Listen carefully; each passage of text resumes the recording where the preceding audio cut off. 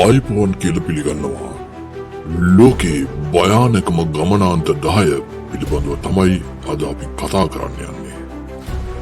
මේ ස්ථාන හරිම විස්මයජනකයි. සමහර විට හිතනවටත් වඩා ලස්සනයි. මේ ස්ථාන 10 තමයි පෘථිවියේ තියෙන භයානකම ස්ථාන. පළවෙනි ස්ථානය ඩෙත් වැලි. එහෙම නැත්නම් මරණයේ නිම්නය. මේක පිහිටලා තියෙන්නේ ඇමරිකාවේ කැලිෆෝනියා සහ නෙවාඩා දේශ සීමා ආසන්නයේ. මෙහි ඇති අධික තාපය හේතුවෙන් මේකට කියනවා පෘථිවියේ උඳුන කියලා. ගහක් කොළක් නැතිව කොච්චර කාලයක් භූමියකට පවතින්න පුළුවන්ද කියන පරීක්ෂණය නිරන්තරයෙන්ම සිදුවන භූමියක් මේක. නිමක් නැති හිරු එළිය, හතරවටේම දැවෙන කඳු පන්ති වලින් ඉරිච්ච ඉතා කුරිරු සුන්දරත්වයක් තියෙන මේ ඩෙත්වලෙහි උෂ්ණත්වය සෙල්සියස් අංශක 56.7ක් කියලා තමයි වාර්තා වෙන්නේ. ඒ කියන්නේ ෆැරන්හයිට් අංශක 134ක්. මේක පළපුරුදු කඳුනගින්නම් පවා පැය කිහිපයක් ඇතුළත විජලනයෙන් මරා දැමිය හැකි මට්ටමේ උෂ්ණත්වයක්. මිරිඟු මායාවන්, අවතාර නගර සේයාවන් ඇති මරණයේ නිම්නය ත්‍රාසය හොයන මිනිස්සුන්ගේ සංචාරක ස්ථානයක් වෙනවා. මෙහි තියෙන දැඩි උෂ්ණත්වය නිසා මෝටර් රථයක් තුල පවා සිටීමට නොහැකි තරම් අධික ලෙස රත්වීම් සිදු වෙනවා. මේ ස්ථානයේ තියෙන මේ කර්කශ වියලි බව ඔබට දැනෙනවා නම් මේ මොහොත වෙනකොටත් ඔබේ උගුරකට වේලෙන බවක් ඔබට දැනේවි. මේ තමයි මරණයේ නිම්නය. දෙවන ස්ථානයේ හැටියට තියෙන්නේ ඩැනකිල් අවපාතය. මේක පිටතට තියෙන ඉතියෝපියාවේ. මේක පෘථිවියේ තියෙන පිට සක්වල ස්ථානයක් වගේ තමයි පේන්නේ. මුහුදු මට්ටමේ ඉඳලා මීටර් 100කට වඩා පහළින් තමයි මේක පිටතට තියෙන්නේ. ආම්ලික තටාක, නියොන් වර්ණ ලුණු තට්ටු සහ උතුරන ලාවා වීල් වලින් වටවෙච්ච අභූත භූ දර්ශනයක් තමයි මෙතෙන්දි දකින්න පුළුවන්කම ලැබෙන්නේ. මේ උෂ්ණත්වය සෙල්සියස් අංශක 50කට වැඩි.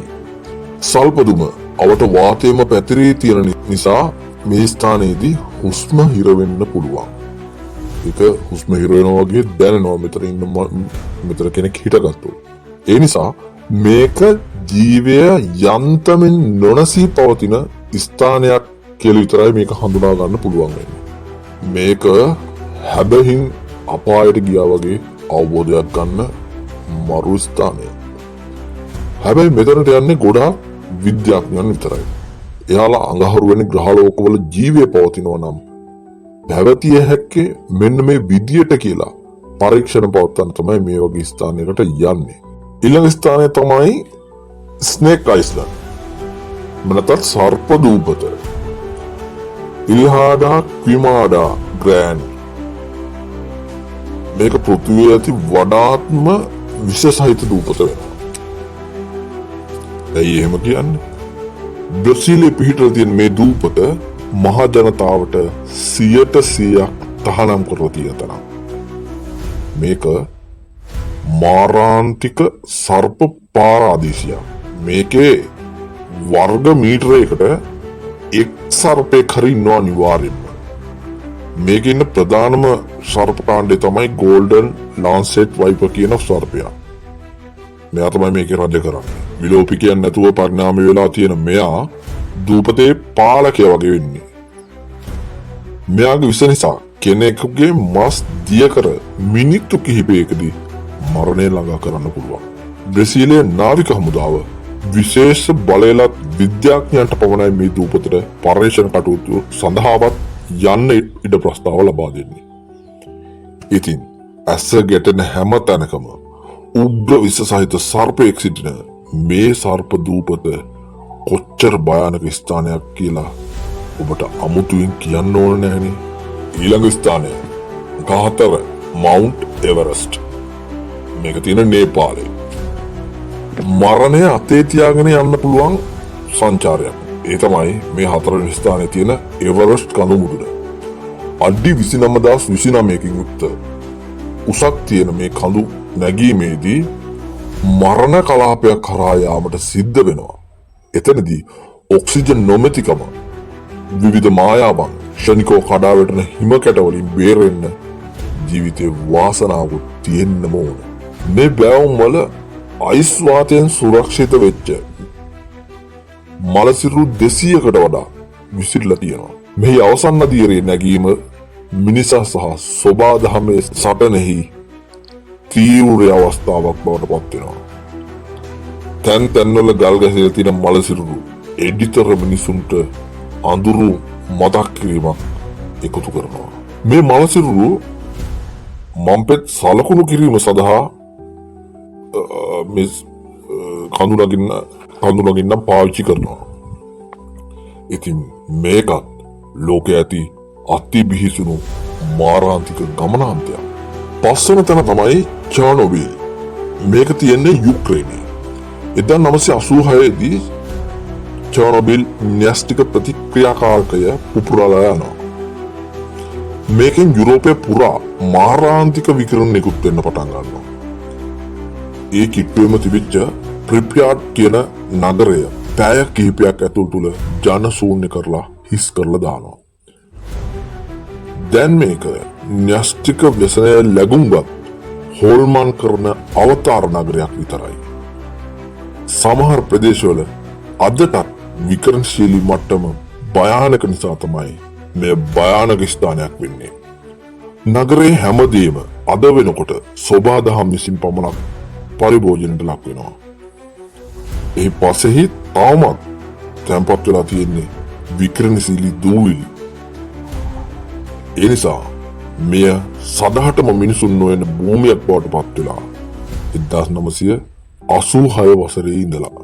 ඉතින් මේක නම් මිනිස්සු විසින් කරගත් ක්‍රියාකාරකමක ප්‍රතිඵලයක් හැටියට අත්හැරලා දාපු භූමියක්. 6 වෙනි ස්ථානය ටැන්සානියාවේ නටොන්විල. උතුරු ටැන්සානියාව පිහිටලා තියෙන මෙම අද්භූත රතු විලෙහි මතු පිට උෂ්ණත්වය සෙල්සියස් අංශක 60ක්. විලට වැටෙන සතුන් මියගොස් කැල්සියම් බවට පත් වී ඔවුන් ගල් බවට පත් වෙන බව කියවෙනවා. කොටින්ම සතුන් ගල් බවට පත් කරන විල හැටියට තමයි මේක ප්‍රසිද්ධ. මෙම විලෙහි රසායනික සංයුතය පැය කිහිපයකින් සතුන් මමීකරණ කිරීමට සමත් බව තමයි බොහෝ දෙනෙක් කියන්නේ. ඒත් ජීවිය හැම විටම මාර්ගයක් හොයාගන්න උත්සාහ කරනවා. ෆ්ලෙමින්ගෝ මේ විස සහිත නොගැඹුරු ප්‍රදේශ අභිජනන භූමි ලෙස පාවිච්චි කරනවා. එය විලෝපිකයන්ගෙන් ආරක්ෂිත නිසාම ඉරේලියට නොම ලේ රතු පැහැති මෙම විල පේන්නේ වෙනත් ලෝකයකට ස්ථානයක් වගේ තමයි. ඉතින් මෙහෙම තැනක් ලෝකේ තියෙනවා කියලා ඔබ දැනගෙන හිටියද? දැකලා තියෙනවද අපායේ දොරටුව? මේ තමයි ඒ අපායේ දොරටුව. ටර්ක්මෙනිස්තානයේ තියෙන කිසිදා නොනිමෙන ගිනිවල තමයි මේ. මේකට කියන්නේ දර්වාසා ගෑස් ආවාටය කියලා. 1970 දී සෝවියට් විද්‍යාඥයන් පිරිසක් අහම්බෙන් හඳුනාගෙන මෙතන තිබිච්ච වායුව දැල්වනවා. එදා ඉඳලා මේ ආවාටය මේ එක දිගටම ගිනි ගමින් පවතිනවා. මේ ආවාටය මීටර් 69ක් පළල සහ මීටර් 30ක් පමණ ගැඹුරකින් යුක්ත වෙනවා. කාන්තාර රාත්‍රී අහස ආලෝකමත් කරමින් 1971 සිට මේ දක්වා ගොරවන ගිනි දැල් වලින් පිරීලා ඉතිරලත් ගිහිල්ලා මේක එක විදිහටම පවතිනවා. අඩි 100 ගණනක් ඈතට මේ තාපය දැනෙනවා. වසර 50කට වඩා අඛණ්ඩව දැල්වෙමින් තියෙන කුමන හෝ දෙයක් පිළිබඳව ඔබ කලින් දැනගෙන ඉඳලා තියනවාද?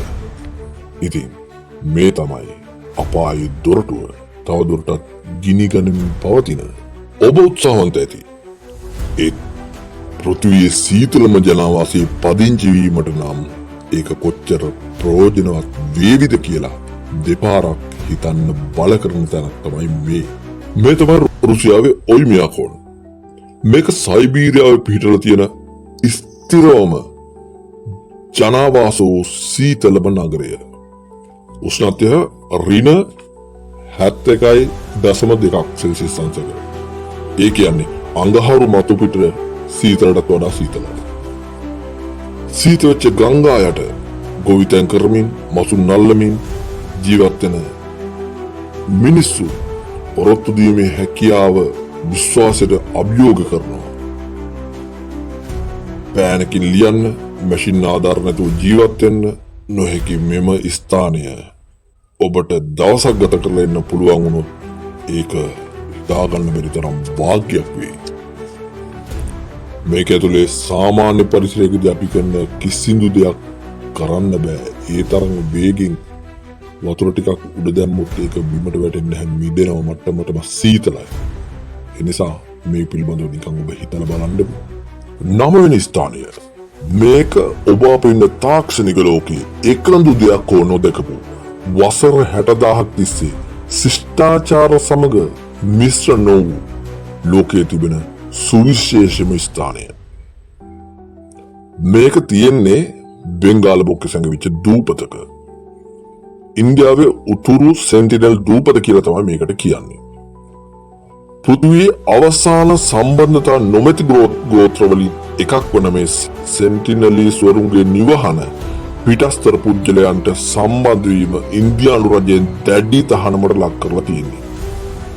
ඔවුන් දූපතට ළඟාවන ඕනෑම කෙනෙකුට ඊතල වලින් හෝ හෙල්ලයන්ගෙන් ක්ෂණිකව මරණය ළඟා කරනවා. මේ ඔවුන්ගේ භූමිය ඇතුලේ නූතන රෝගයන් හරි සංස්කෘතික මිශ්‍රවීම් හරි නැහැ. ඉතින් මේ වගේ ගෝත්‍රයක් අපේ රටට ආසන්නයේ ජීවත් වෙනවා කියලා ඔබ මීට කලින් අහලා තිබුණාද? 2018 දී මේ දිවයිනට හොරෙන් සම්බන්ධ වීමට ගිය මිෂනාරිවරයෙකුට සිද්ධ වුණේ විශේෂ ඊතල වලින් තප්පර ගණනාවක් තුළ මරුවා කරා යෑමට. ඉතින් ඔබ මොන භාෂාව කතා කරත්, මොන පැහැයෙන් යුක්ත වුණත්, මොන තරම් දැනුගත්කමින් යුක්ත වුණත්, කෙතරම් මිල මුදල් තිබුණත් ඔබව පිළිනොගන්නා අපූර්ව ගෝත්‍රික දිවයින තමයි මේ සෙන්ටිනල් දූපත කියලා කියන්නේ. මේ පිළිබඳව ඔබට දැනෙන අදහස කමෙන්ට් එකක් විදිහට තියන්න අමතක කරන්න එපා. 10 වෙනි ස්ථානය. මේ ඔබ දකින්නේ බොලීවියාවේ මැඩිවි ජාතික වනෝද්‍යානය. ඉතාම ලස්සන පරිසරයක එක්ක මාරාන්තික ජෛව විවිධත්වය ඇති තැනක් තමයි මේක. ඇමසන් ද්‍රෝණියේ ගැඹුරින් පිහිටලා තියෙන මේක තමයි පෘථිවියේ වඩාත්ම ජෛව විවිධත්ව කලාපය. මේ සාගසා සතුන් විශේෂ 12,000ක් පමණ ඉන්නවා. ඒවා බොහොමයක් මිනිසෙකු මරා දැමිය හැකි තරම් ගුප්ත විෂ වලින් යුක්තයි. ඇතැම් සාක ඇඟක ගෑවුනත් අංශභාගය වනි රෝගී තත්ත්වයන් නැති කරනවා. මේ අඳුරු වනාන්තරයේ හැම සෙවණැල්ලකම ඉතා විෂ සහිත මාරයාගේ නියෝජිතයෙක් වන් සතෙක් සිටීමේ සම්භාවිතාව ඉතාම ඉහළයි. සුබාදහම වනගතම අවස්ථාවේ සිටින උපරිමය මේ වනාන්තරය තුළින් දැක ගන්න පුළුවන්. පරපෝෂිතයන් පිරුණු මෙහි ජලයේ පවා මාරාන්තික රෝගයක් ව්‍යසනයක් තියෙනවා. මේට ඇතුළු වෙන ගවේෂකයන් කෙතරම් ආරක්ෂිත උපක්‍රම භාවිතා කරත් පැය කිහිපයක් ඇතුළත යම් ආසාදනයක් සිදු වෙලා යම් ආසාදිතයක් වීමේ ප්‍රවණතාවය ඉතා ඉහළයි. ඉතින් පිරිසිදු සෝබාදහම ජීවියෙක් ලෙස ඔබට පවතින්නට කෙතරම් කාලයක් ලබා දේවිද කියන ප්‍රශ්නය ඔබ මේ වනාන්තරයට ඇතුළත් වන විටම නැගෙන ප්‍රධානම ප්‍රශ්නය වෙනවා. ඉතින් මේ වගේ ඔබ නොදැන සිටි ලෝකයේ අරුම පුදුම අදාහාගත නොහැකි අනාවරණයන්ගෙන් හමු වෙන තෙක් හැම දිනාටම සෞභාග්‍යමත් හිට දිනක් වේවා. channel එකත් subscribe කරලා bell icon එකත් click කරලාම තියාගන්න. විශ්වයේ මහා අභිරහස් පිළිබඳව සොයා බලන ඉසව්වට ඉගියක් ලැබෙන්න.